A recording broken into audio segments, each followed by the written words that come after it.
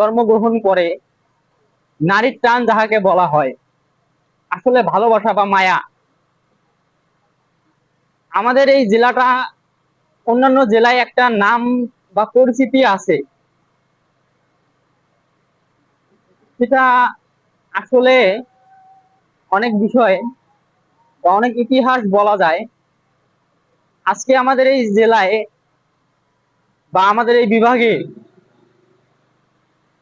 সবচেয়ে ভালো মন মানসিকতার মানুষগুলাই তৈরি হয়েছে,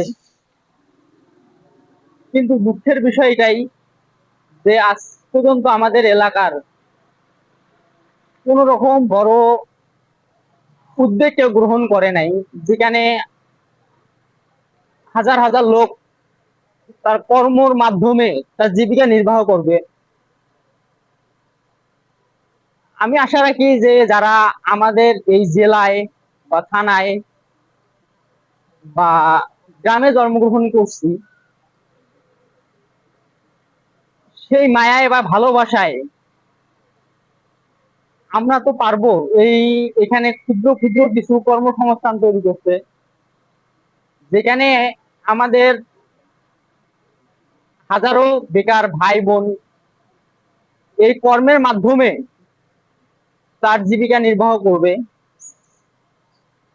এখানে আপনারা দেখেন আর জমি, এখানে শুধু আমরা ধান চাষটাই করতে পারি।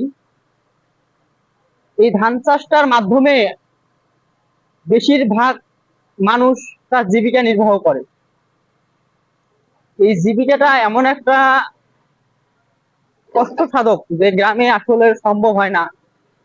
বর্তমান যে প্রেক্ষাপট গুলো আমরা দেখতে পাচ্ছি, জানেন যে বাজারের যে দাম বা পণ্যের যে মূল্য, সেটা আমাদের গ্রামের মানুষের সমস্তর বাইরে। যতটা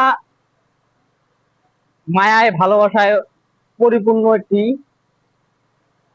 যেখানে মায়ের ভালোবাসা, বাবার আদর,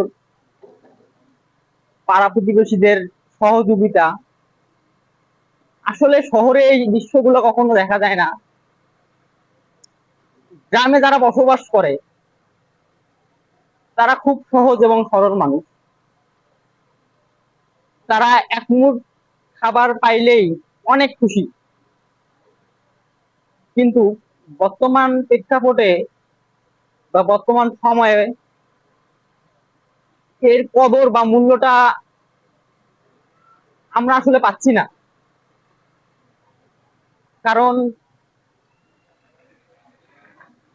আমাদের পক্ষে বর্তমান সমাজের সাথে তাল মিলিয়ে চলা খুব কষ্টসাধক।